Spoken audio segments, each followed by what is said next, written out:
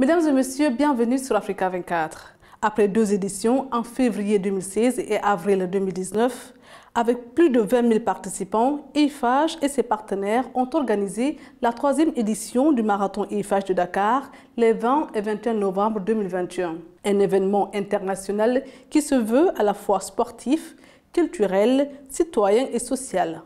Décryptage reçoit M. Gérard Senac, président directeur général d'EIFAGE Sénégal, pour analyser les enjeux et les défis de son engagement pour le marathon de Dakar. Monsieur Gérard Senac, bienvenue sur Africa 24. Quelle est selon vous la véritable genèse du marathon de Dakar et l'engagement de votre entreprise dans cette organisation? Écoutez, c'est une question qui amène une réponse rapide et courte. Nous avons réalisé 42 km d'autoroute. Et juste avant d'ouvrir le 2e tronçon, je pense que l'idée a été de dire pourquoi pas un marathon. Et nous avons effectivement réalisé ce premier marathon sur la 2e section de l'autoroute à péage, l'autoroute de l'avenir. Et ça a été au départ pour les salariés, pour les jeunes. Tout ce qu'on voit courir sur les corniches, dans les villes. Et le déclic a été...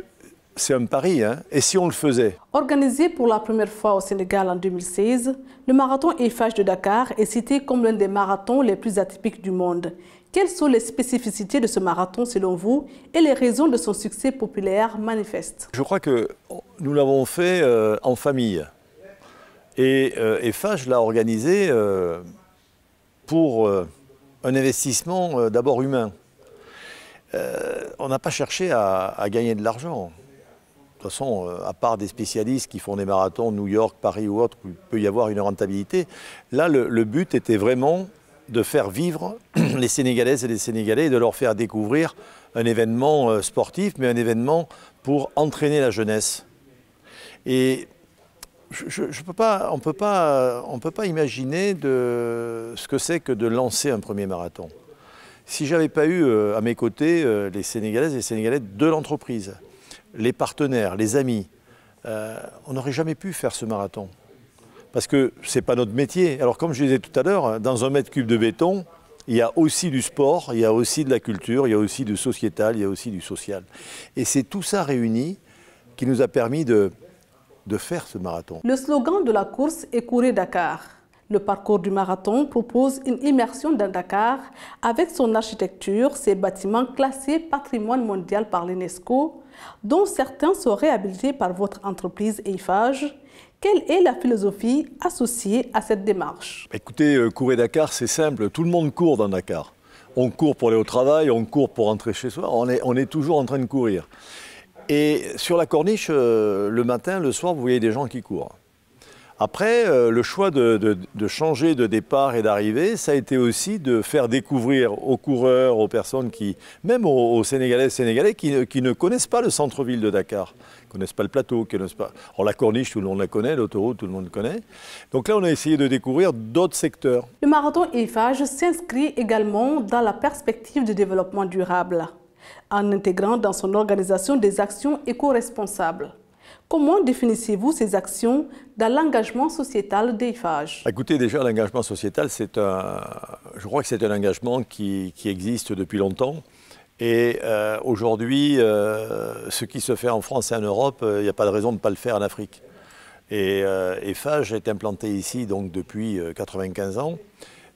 Et tous les jours, on essaie de faire quelque chose pour sauver la planète. On a des engagements avec les partenaires, donc Irène, pour les bouteilles d'eau, pour les recycler. Toutes les bouteilles qui vont être distribuées vont être récupérées, recyclées.